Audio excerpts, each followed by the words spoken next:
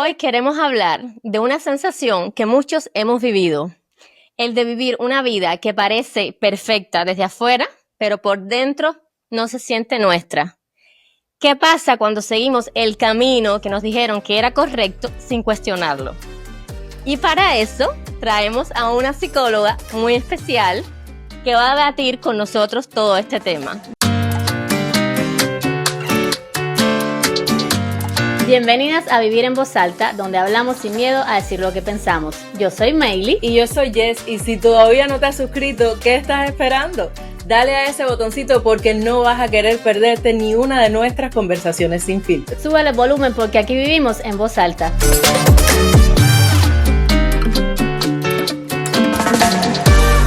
Bienvenida, Analí. Muchísimas gracias por estar aquí con nosotras.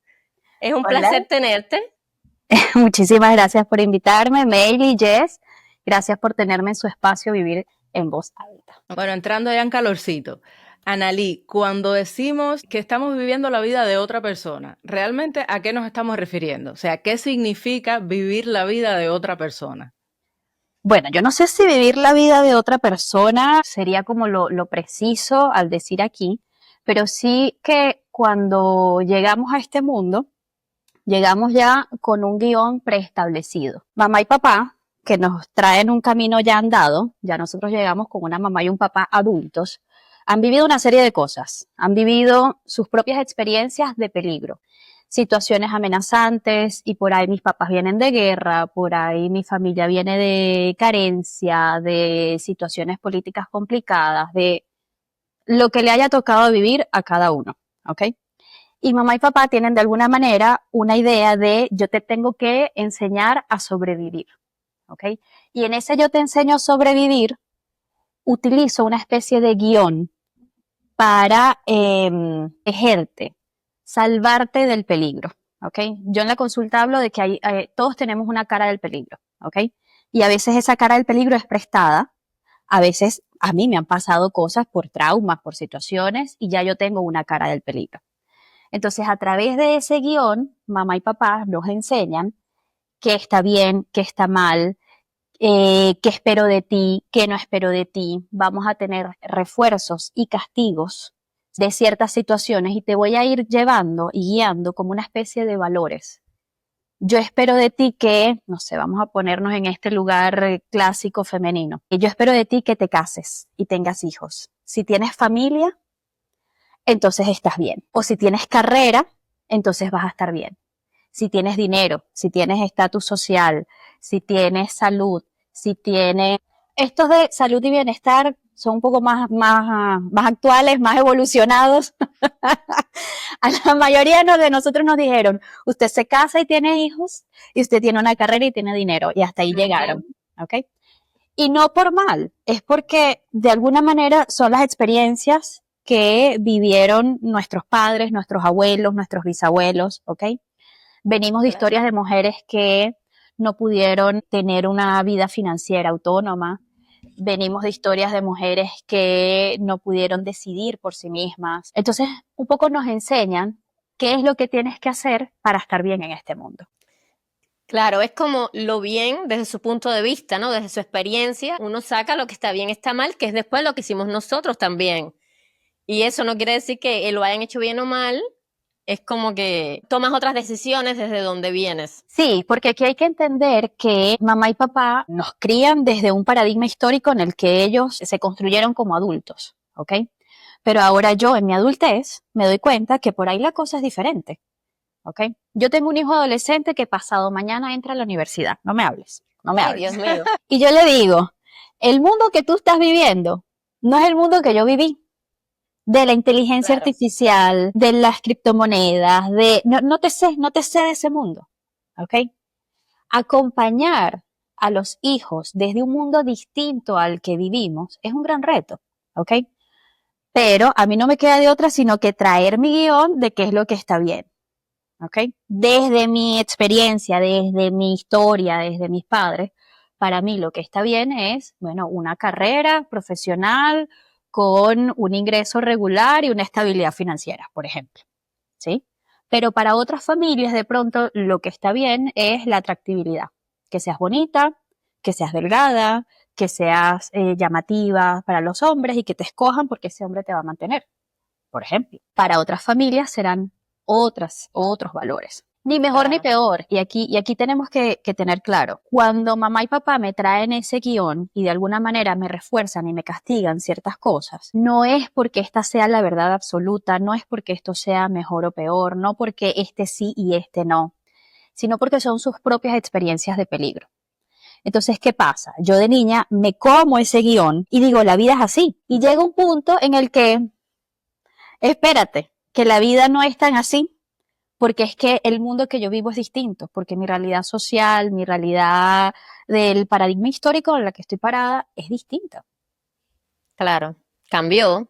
¿Y cómo tú acompañas en ese caso para tratar en ese caso de los hijos, ahora poniéndonos a nosotros como las madres, cómo tú acompañas a tus hijos para tratar de hacerlo mejor? Porque el mejor es complicado. ¿Mejor que qué?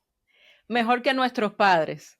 En el sentido, a ver, vamos a, por ejemplo, en mi caso, te voy a poner un ejemplo puntual. En mi casa, el paradigma era ese, casarse, pero primero estudiar. O sea, tú tienes que ir a la universidad, porque en la familia nadie se ha graduado en la universidad, entonces tú tienes que ser universitaria porque la carrera universitaria te va a abrir el camino y vas a tener lo que decías tú antes, te va a abrir el camino, vas a tener un trabajo, y vas a estudiar esta carrera, porque mi mamá ya había estudiado contabilidad, economía, entonces tú vas a estudiar contabilidad, porque eso tiene futuro en cualquier empresa.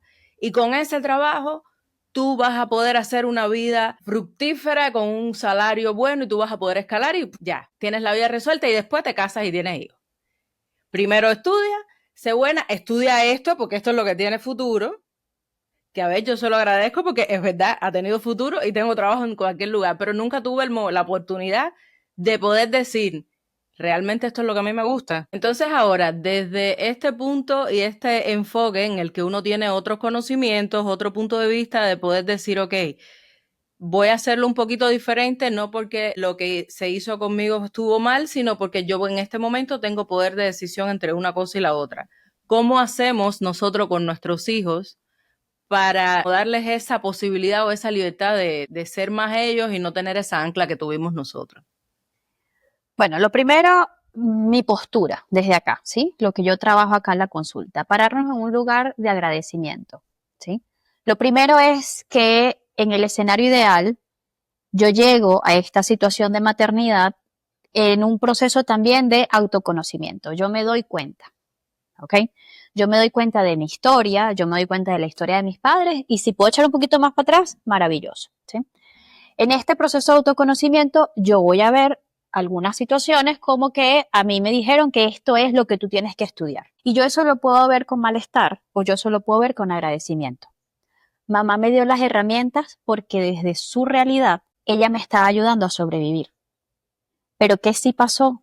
Que no hubo espacio para yo escucharme a mí misma, no hubo espacio para que mamá me escuchara en mis deseos, en mis talentos, en mis necesidades, no hubo espacio para eso. Yo ahora de este lugar, y no es un lugar mejor, es un lugar evolucionado porque naturalmente como humanos vamos evolucionando, ¿ok? Y aquí idealmente es evitar la guerra con mamá. Voy a hacerlo mejor que tú. No, es porque tengo otro lugar, otro espacio y he podido evolucionar un tanto más. Yo tengo algo más para ofrecerle a mis niñas, a mis hijos, ¿sí? Que es, y déjame escuchar. Déjame escuchar qué talento hay aquí, déjame escuchar qué necesidades hay acá, ¿ok? Pero esto siempre desde un lugar de respeto. Humildad con el proceso del que vengo, respeto con el proceso del que vengo, pero bueno, una intencionalidad de evolución en este proceso que estoy acompañando, en este caso desde la maternidad.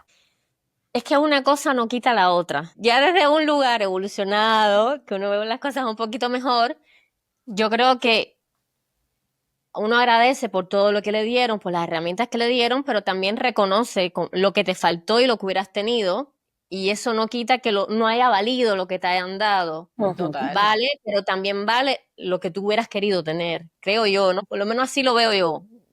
No, no, yo también lo pienso así. O sea, yo estoy eternamente agradecida porque si no hubiera tenido las presiones que tuve y las guías que tuve cuando era niña, hoy no soy quien soy. Y yo estoy muy agradecida de quién soy yo hoy. Claro. Es simplemente uno analizar desde la experiencia, desde lo que uno ha ido también aprendiendo por el camino, aprender. Yo creo que igual que hacen nuestros padres, porque, o sea, mi mamá fue conmigo tratando de ser como su mamá no fue con ella.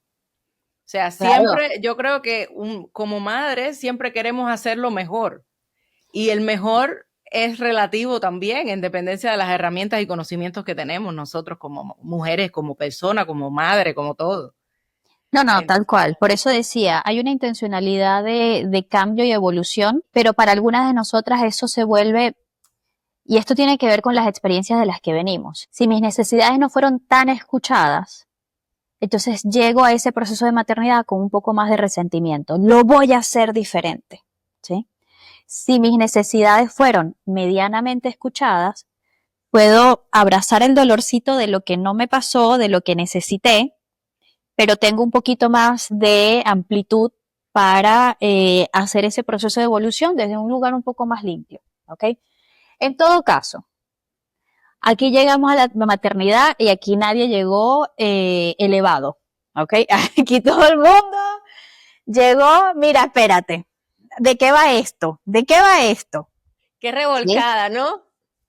Nos pasa la ola por encima y salimos indignas, el pelo revuelto, ¿sabes? Acomodándonos, espérate, ya va, ajá. Nos toma un ratito, ¿ok?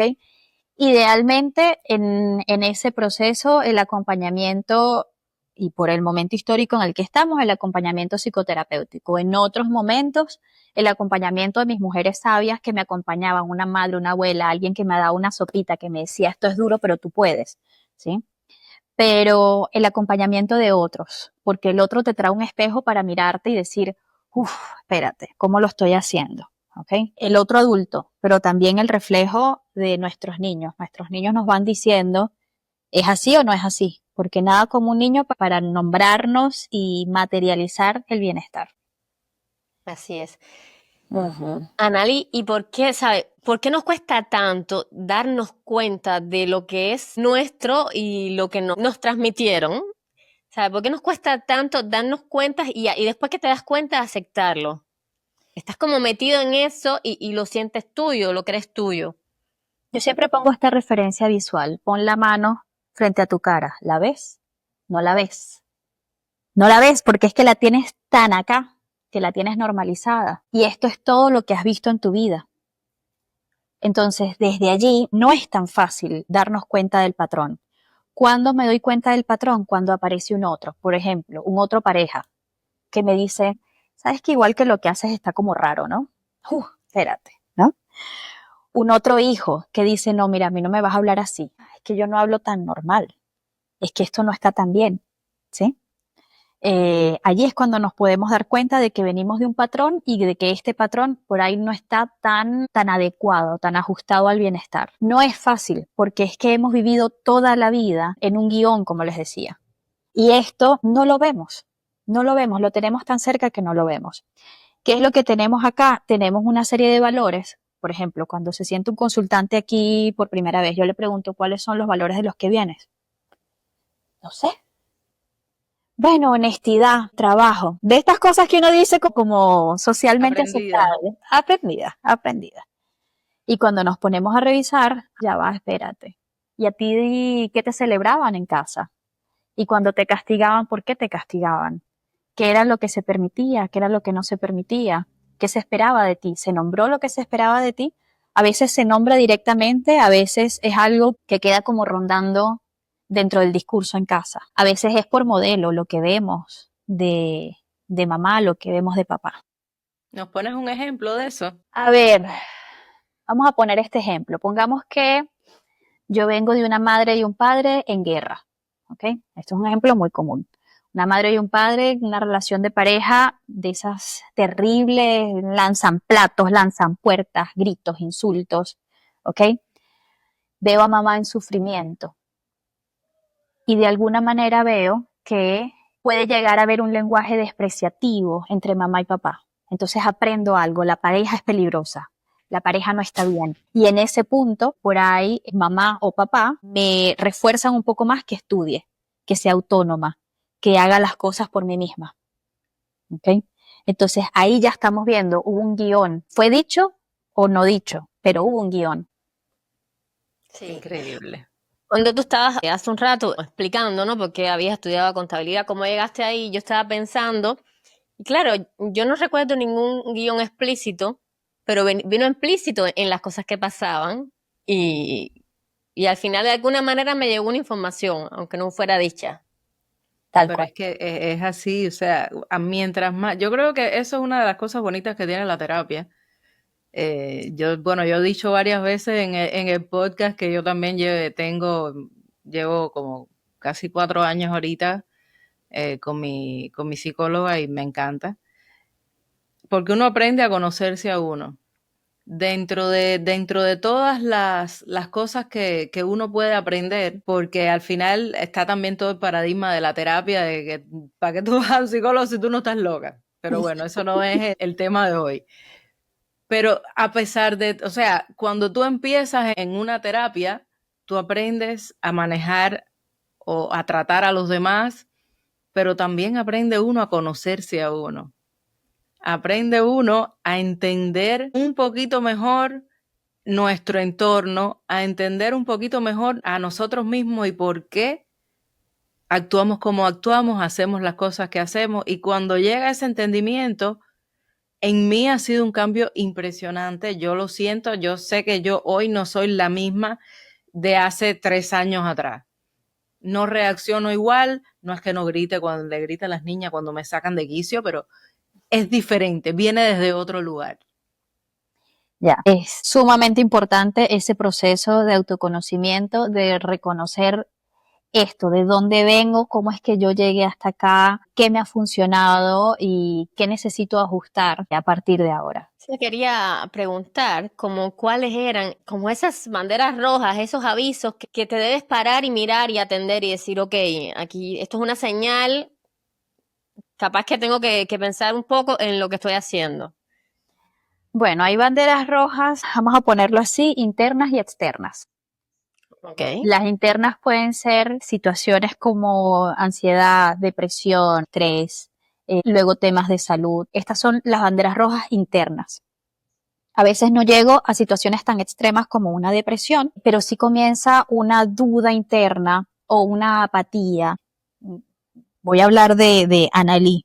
Para mí es importante el sentirme cada mañana, darme 5 minutos para sentirme. Yo soy muy cuidadosa, por ejemplo, no sé, los trabajos o los vínculos. Si yo me digo en este momento, ay, qué fastidio, no me quiero parar, espérate, que aquí me tengo que escuchar, ¿ok?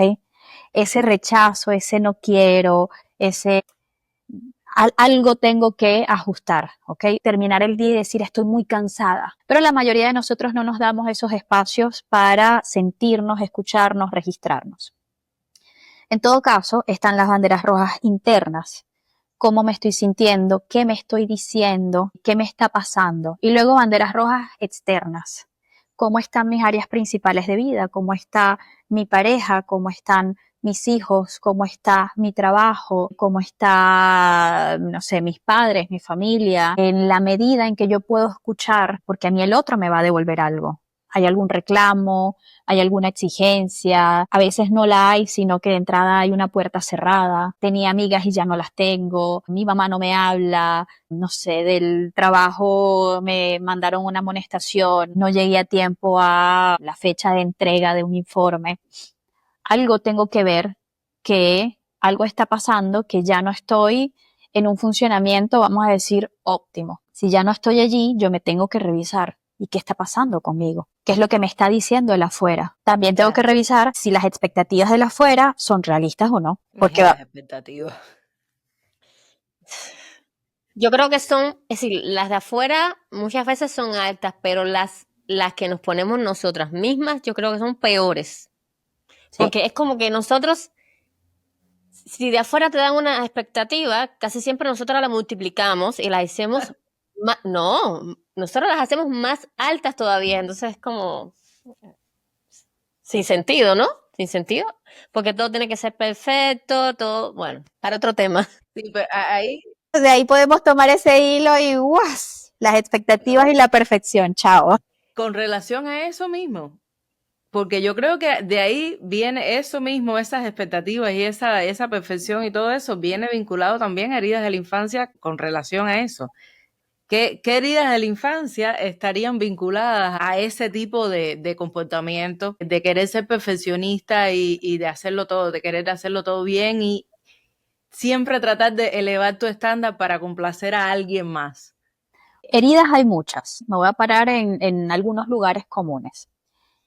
Cuando yo estoy metida en el patrón, en el guión, y estoy tratando de llevar esta vida que otros me dijeron que era la correcta, estoy probablemente parada en una inseguridad del amor. Algo tengo que hacer yo para ganar esa mirada y ganar ese amor. ¿Qué tengo que hacer yo? Y por ahí el perfeccionismo, por ahí la complacencia, la sobreexigencia, algo termino haciendo, pero todo gira en torno a no siento ese amor de manera segura, incondicional, ¿ok? Entonces, como no hay una incondicionalidad del amor, porque a mí me querían si yo cumplía el papel, entonces algo tengo que hacer para llegar a ese cumplir el papel. Claro.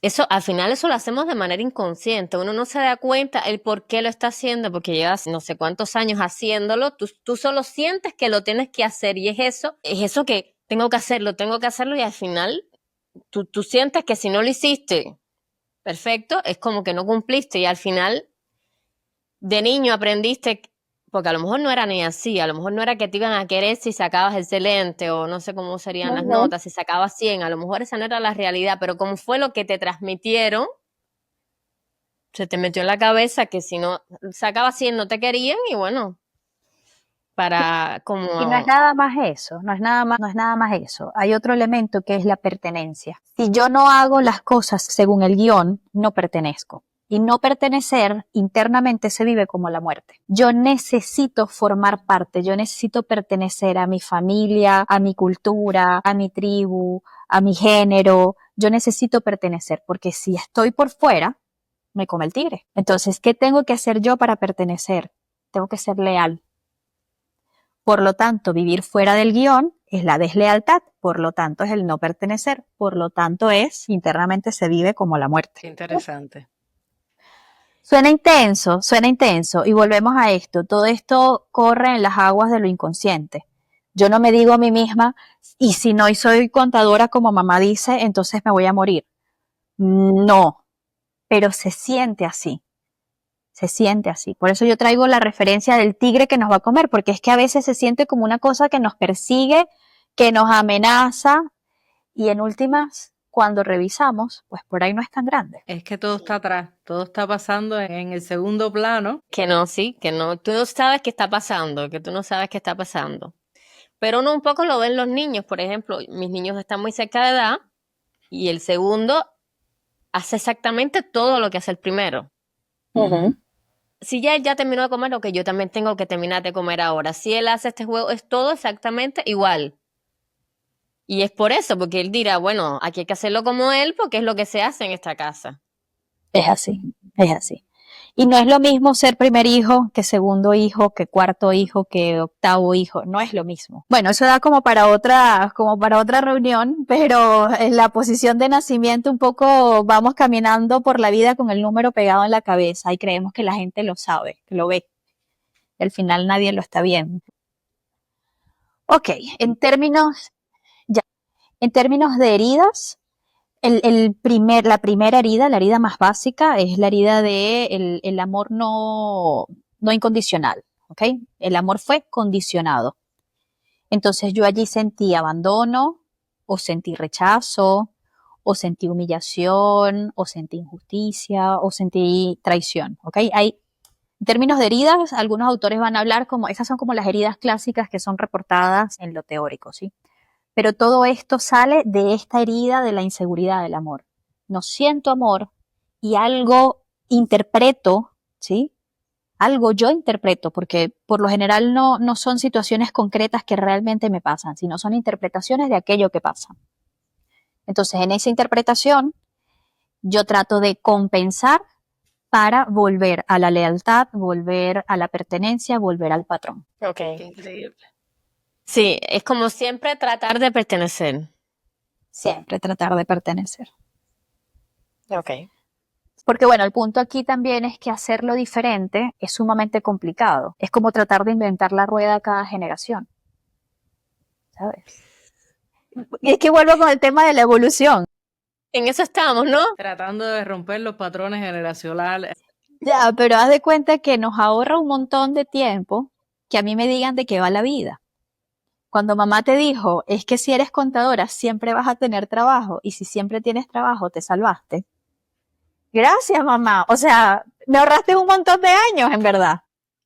Claro. Y el descubrir, ¿Cómo iba a ser el agua tibia? El agua tibia estaba descubierta, tú nomás que tienes que ponerla. Es verdad. pero igual, es decir, igual ahora con todo, la palabra, con todas estas nuevas tendencias que tratarlo de hacer un poquito diferente, dándole más voz al niño, tratando de que sea menos agresiva la crianza y tal, al final es súper difícil porque no tienes una guía, nadie te dijo cómo se hace eso. Y cuando tú estás con el cerebro destapado, que sientes que te va a comer el tigre, tú no sabes cómo reaccionar, a no ser como tú viste cómo se reaccionaba cuando tú eras niña. Por eso, sí, dijiste inventando la rueda y más o menos estamos inventando la rueda ahora mismo. Y más o menos, estamos cambiando ciertas formas, estamos evolucionando ciertas formas. Es cierto que nuestro formato de crianza y de maternidad se ha alejado un tanto de lo que nos tocó a nosotros recibir cuando éramos niños. Pero tampoco es que vamos en cero, no estamos inventando la maternidad por completo. Traemos una reserva. Sabemos lo que no queremos, digamos que por lo menos ya sabemos lo que no. Habrá cosas que sí querremos, pero también como tenemos ya un punto de partida. Bueno, acá lo estás diciendo desde un lugar normalizado de la terapia. No siempre, sí, yo te escuché y dije, ella se elevó, no siempre sabemos lo que no queremos. No, sí, es verdad. Muchas de nosotras actuamos desde el automático, sin calcular consecuencias, por ejemplo. Y yo te quería preguntar, es decir, otra cosa que te quería decir es, yo he visto, y también yo, que muchas veces o sigues el patrón igual o te das completamente al otro extremo.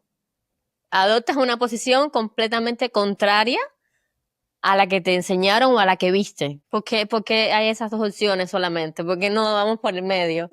A ver, bueno, toca hablar aquí de la adultez. Hay un tránsito de desarrollo. Mis primeros momentos de infancia y mi primer periodo de adolescencia probablemente están muy enmarcados en ese guión, en la expectativa, en el mandato. Yo espero de ti esto. Y yo me defino en una identidad a partir de eso que mamá o papá nombraron. Para yo construir un ser, un yo independiente, fuera de lo que mamá y papá nombraron, yo tengo que hacer un salto, idealmente en la adolescencia, ¿ok? Ya luego muchos de nosotros lo vivimos hacia la adultez. Pero los que pudimos entonces transitarlo en la adolescencia, tomamos el poder y la potencia, el fuego del adolescente de decir no, no quiero, ¿ok? Y por ahí lo manifestamos con música, ropa, noviazgos, tatuajes, consumo. Nos vamos a otro extremo. Aquellos que lo transitamos en la adultez, por ahí no lo hacemos tan notorio y tan concreto como la ropa, el pelo, la cosa como más accesoria, pero también transitamos ese salto con cierta potencia de decir, ya no me defino de esta manera como se me pidió, sino que hago ese salto. Y ese salto, haz de cuenta que requiero demasiada valentía, ¿ok? Y si voy a saltar, no voy a saltar al charquito aquí, no, espérate. O sea, me voy con toda. Luego me estrello de aquel lado y digo, bueno, ni tan así, ¿ya? Ahí, con un proceso de adultez, de madurez, de conciencia, y es que voy encontrando ese punto medio, ¿ok? Porque cuando yo me paro en alguno de los dos extremos, estoy en guerra. Cuando yo estoy comiendo mandato, cuando yo estoy comiendo guión, estoy en guerra con mi propio ser. Pero cuando yo me voy al otro extremo, entonces estoy en guerra con lo que se me pidió. Y llega un punto, y por eso hablo de adultez, con suficiente responsabilidad, con suficiente conciencia, que me doy cuenta que no tengo que estar en guerra con nadie. Que estar alineado conmigo no es estar en contra de otro. Estar alineado conmigo es tan simple como esto, es escucharme, sentirme, registrarme. No le hago daño a nadie, pero en un primer momento se siente así. Entonces por eso decimos, ¿y sabes qué? A partir de ahora yo, sí, hago el salto. Okay. Es decir, para vivir este proceso de adultez, siempre es con los hijos, porque claro, en el caso de nosotras, a mí me parece que llegó con los hijos este proceso de adultez. Pero ¿y las personas que no tienen hijos? ¿Sabe? Tiene que También lo haber transitan. algo. También lo transitan. También lo transitan. Sí. Típicamente las mujeres lo transitan con los hijos, típicamente, pero no siempre es así. ¿Con qué lo transito? Hay un momento en la vida en que yo me doy cuenta que mi automático ya no funciona. Y por eso decía, cuando hablábamos de las banderas rojas, están las banderas rojas internas y están las banderas rojas externas. Ya esto no me funciona y tengo las señales de que me dice, aquí no es, así no es, ya este automático ya te incomoda. Entonces, no necesariamente es la presencia de los hijos. Okay. Voy a parar, por ejemplo, en las experiencias masculinas que acompaño en este espacio. Hombres que llegan a los 40, 45 y yo antes jugaba fútbol 90 minutos corriendo, ya no. Me doy cuenta que el cuerpo ya no es igual. Entonces, vengo como en estos procesos de qué me está pasando. Estoy diferente, ¿ok? Comienzo a cuestionarme la propia vida. Aquí te estoy hablando de un ejemplo muy superficial de lo que puede ser un inicio de una crisis existencial, de una crisis de mediana edad, de revisarme. A veces a través de las muertes de familiares. Ya. Entonces muere mamá, muere papá y espérate, ¿no? Me cambió la estructura. La muerte de uno de mis pilares me obliga a revisar y qué me dejó esta persona, qué aprendí de esta persona. Y entonces allí viene también ese proceso de revisión. Yo te iba a decir, entonces es como, tienes que salirte de tu zona de confort, es decir, algo te saca de tu zona de confort y entonces te lleva a eso. Me voy a parar muy superficial también y muy respetuosa en los ejemplos que pueden ser ustedes, la migración. Nada como la migración como para preguntarme todo, ¿ok? Porque cuando migro, todo aquello que me daba identidad, me daba nombre, me decía, tú eres esto, tú eres esto, tú eres esto, en un vuelo de 6 horas, se acabó en 3 segundos. Entonces yo tengo que redefinirme, que es un poco lo que nos pasa con la maternidad. Yo me tengo que redefinir desde lugares tan simples como la ropa. En estos días yo lo hablaba con una consultante. Yo recuerdo el día que yo me volví a vestir de blanco. ¿Se acuerdan? O sea, cuando uno tiene niños chiquitos no se viste de blanco, un pantalón blanco, muérete, no va a pasar. Eso es ensuciarte nada más que tocas la puerta. Saliste Ah. vestida del cuarto y ya, mamá, ya ahí quedó. Entonces con la maternidad te cambian cosas tan simples como la ropa. Sí. Sí, yo creo que sí. En el caso mío, cuando el proceso de redescubrimiento empezó con la niña pequeña, cuando llegó la niña chiquita. ¿Verdad que sí? Es decir, no fue como tal con los hijos, porque fue con la segunda. No, porque cuando llegó mi primera hija, a pesar de que yo trabajé desde el hospital con la cesárea que acababa de hacer, a pesar de todo lo difícil que fue ese inicio y todas otras cosas que fueron pasando por el camino, la casa, esos primeros años de la niña chiquita fueron catastróficos, pero nunca, o sea, yo creo que yo estaba en tal supervivencia que no tenía cerebro para pensar en mí. Yo estaba sobreviviendo y tratando de que la familia sobreviviera. Pero después que nace la niña pequeña, fue la pandemia en el medio, que yo vine aquí a la casa, que empecé a trabajar aquí en la casa. Y tuve esa libertad, digamos, de poder estar aquí con ella, cosa que no tuve con la chiquita. Cuando tuve que volver a salir al trabajo, algo ya empezó el cuerpo era el que me decía, esto no está bien. Y conseguí un trabajo buenísimo, mi trabajo ideal, con mi oficina de esquina. Yo siempre digo lo de la oficina de esquina porque eso era algo que yo quería. Yo quería ser jefa, yo quería llegar a ser lo que conseguí. Y cuando lo conseguí, se sintió tan vacío Y me fui. A los 6 meses me fui porque literalmente yo trabajaba casi que 15 días, pero ya me aburría. Decía, no, es que no, yo no quiero esto. Y ahí fue que empezó todo el batido de emociones y cambios que llegaron a hoy. Pero fue ahí, fue cuando nació la niña pequeña y cuando tuve la oportunidad a través de la pandemia de poder ver las cosas diferentes. Es que nos cambia las expectativas, nos cambia el sentido, el propósito. Y vuelvo con esto, a ti a través de la maternidad, pero a otros puede ser desde cualquier otro proceso. Hay algo que me invita a revisarme, a mirarme y decir, y esto que siempre quise, ya estoy aquí, ¿y ahora qué? ¿Sí? ¿Ahora qué? Hay algunos personajes que por ahí se mueven desde el éxito y me nombro, voy a ser feliz cuando consiga la oficina de esquina, voy a ser feliz cuando me case, voy a ser feliz cuando gane esta medalla, voy a ser feliz cuando tenga este número en el banco, ¿ok? Y llego allí y digo, ¿esto era la felicidad? Exactamente. Claro. También yo creo que la felicidad va variando en dependencia de la etapa en que uno vive. Porque a lo mejor cuando yo tenía 25 años, yo creo que está un poco ahí en las metas que uno se traza y lo empecinado que se pone uno en querer cumplirlas. Porque a lo mejor mi meta de 25 años era tener la oficina de esquina. Pero yo me quedé tan metida ahí en que yo quiero la oficina de esquina con todo lo que lleva, ¿no? No es que sea la oficina y ya. Pero yo quiero llegar a esta posición y me encasillé tanto en que yo quiero llegar a esta posición que no me di cuenta de que esa no era mi meta en ese momento. Lo que pasa es que yo seguía anclada a lo que yo pensé que era el éxito. Claro. Tal cual. Entonces, claro, cuando llegué ya yo dije, pues no, es que mi perspectiva es diferente. Ahora mismo, para mí, el éxito es quedarme en mi casa con mi hija. Así Es mismo. así. Fíjate, yo ahora quería darle, es decir, el enfoque de lo que pertenece ahora que nosotros digamos que se lo estamos dando a nuestros hijos. Ahora nosotros estamos escribiendo el guión de nuestros hijos. Y la línea es tan fina que es difícil saber como cuando te estás pasando, ¿no? Lo que estás poniendo en el guión.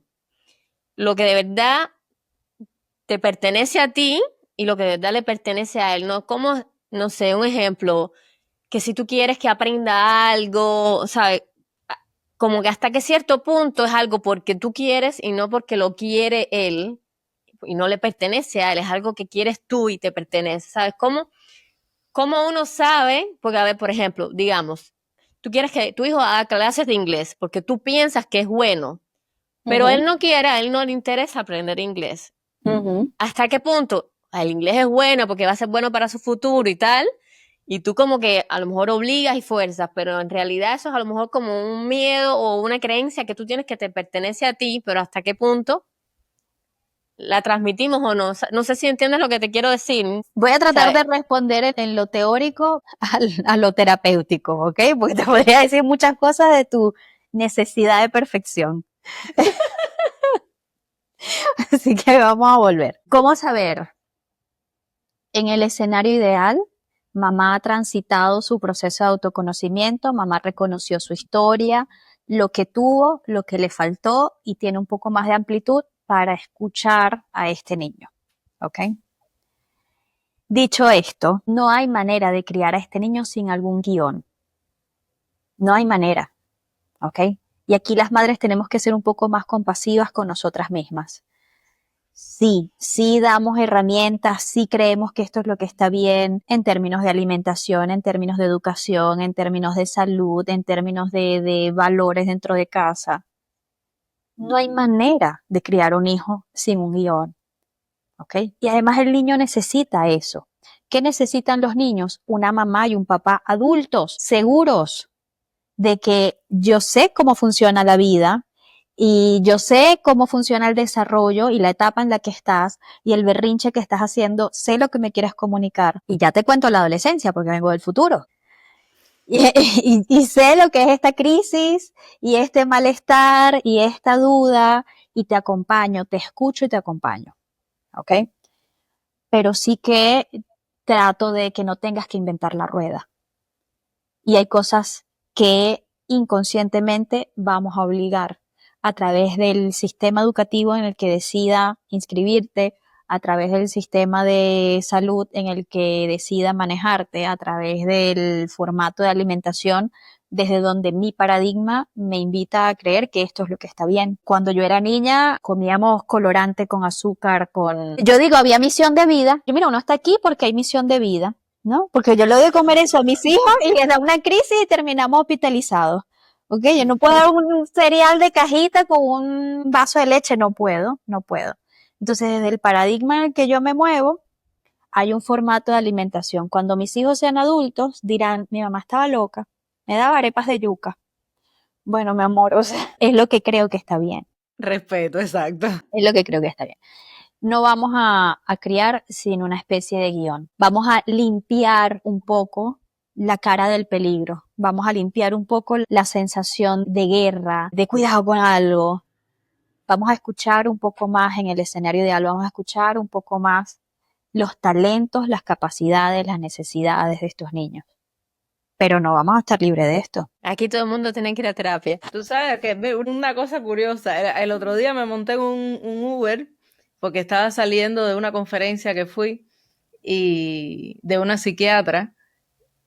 Y el señor del Uber, la psiquiatra dio 2 conferencias, yo fui a la del segundo día y el señor del Uber me dice, ¿tú sabes que recogí a alguien ayer aquí también saliendo de una conferencia? Y se puso a darme toda la explicación. Y yo me quedé escuchándolo, que uno no suele escuchar, uno suele hablar primero. Y yo me quedé escuchándolo y el tipo me ha dado una disertación de psicología sin haber ido a terapia, porque él no entendía. Mi hija va a terapia. Yo no entiendo porque yo crecí en una situación en Colombia donde era violencia. Bueno, me hizo toda la historia. Pero a mí yo no tuve que ir a terapia. Yo esas cosas las aprendí solo. Estuvo los 45 minutos del camino haciéndome la disertación porque él creía de que no hacía falta ir a terapia. De que él todo eso lo había aprendido solo por sus aprendizajes de vida y todo lo que había tenido que vivir. Y sí, es cierto. Yo no me lo escuchaba y le decía, ok, yo estoy en terapia. Y es cierto, en su realidad de vida no necesito ir a terapia. Te voy a poner este ejemplo concreto. Desde que yo cumplí 40, el cuerpo dijo, cállate, aquí la cosa es distinta, ¿no? Entonces, también. Entonces, como me dijeron los médicos, ese yoga, ese pilates que tú haces, eso es un hobby. Tu cuerpo necesita ir al gimnasio a levantar pesas. En conversación con mi papá dice, pero ¿qué es eso ahora de que las mujeres tienen que levantar pesas? Mi madre nunca fue al gimnasio, nunca levantó pesas. Ya, pero levantaba tubos de agua y sacos de arroz y cargaba las sábanas mojadas para guindarlas. O sea, eso era levantar pesa en ese momento. Ya yo no, ya yo pongo ropa en la lavadora, la secadora, 2 botones y ahí se hizo. Pero esas mujeres restregaban ¿qué gimnasio necesitabas que tenías esos músculos allí? Porque en tu realidad de vida te tocó vivir y entrenar ciertas cosas. Y así como algo tan concreto como el cuerpo, así también, entonces, nuestros aprendizajes vitales. También nos pasa que en otros tiempos la vida era mucho más lenta. Acá vivimos a un ritmo que, esto es otro asunto. Y con la rapidez con la que vivimos, sí que necesitamos algo de ayuda para elaborar, para procesar, para digerir aquello que nos está pasando. Probablemente en la época de nuestras abuelas los cambios venían de a cada tanto.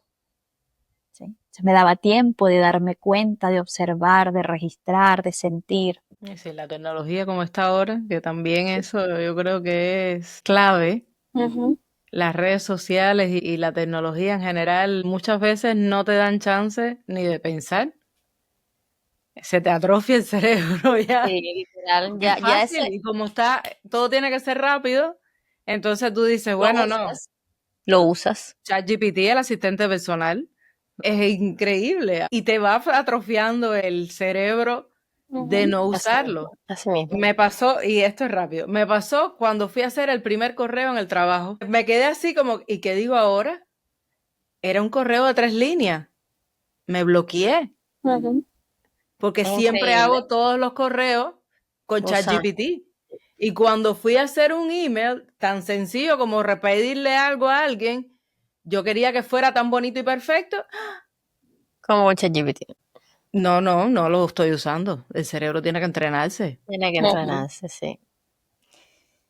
Analí, ya para ir concluyendo, si le pudiéramos compartir a alguien, a esa persona que nos mira y nos escucha, como algo práctico de qué hacer para empezar a escucharte, por dónde empezar, me paro, escucho mi respiración, o sea, qué ver, a qué prestarle atención para actuar y separar, esto no me pertenece, esta soy yo de verdad. Un ejercicio que hago aquí en la consulta es, bueno, yo soy de papel y lápiz, ¿sí?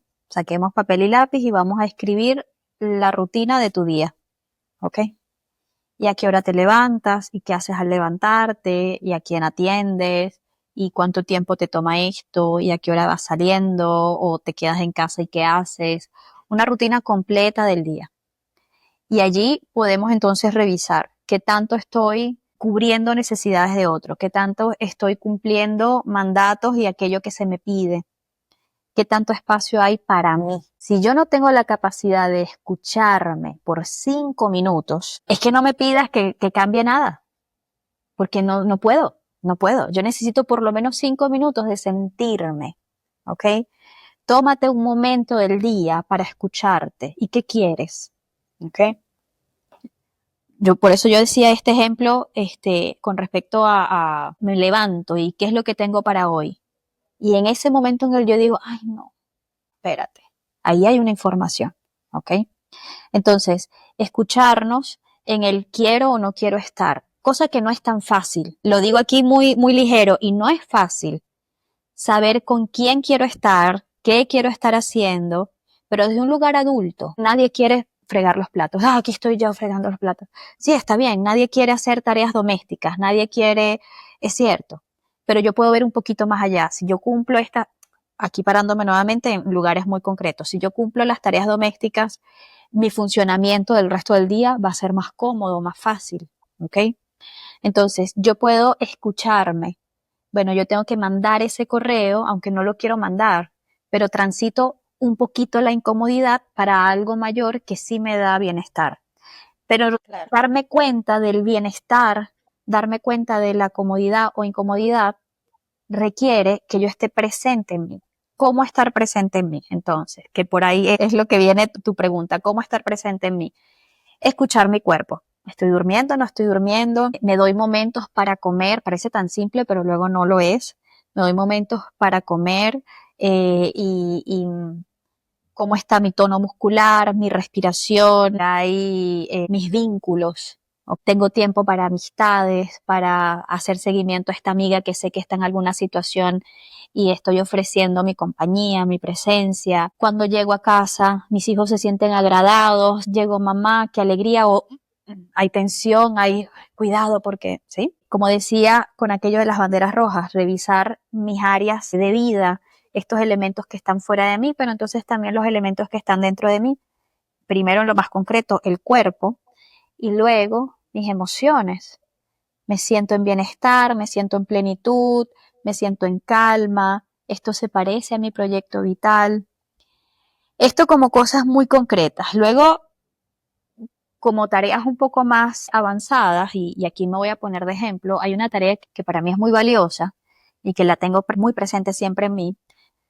Yo tengo una especie de dibujo mental de cómo quiero que sea mi muerte, entendiendo que todos tenemos un tránsito aquí y que en algún momento nos vamos a ir. Yo me quiero morir vieja, grande, anciana, y cuando me muera, quiero irme con la sensación de plenitud de que esto se bailó bien bailado, de que yo me voy y digo, no joda, viví chica, viví, sabroso. Y en ese sabroso viví, ¿qué hay para mí?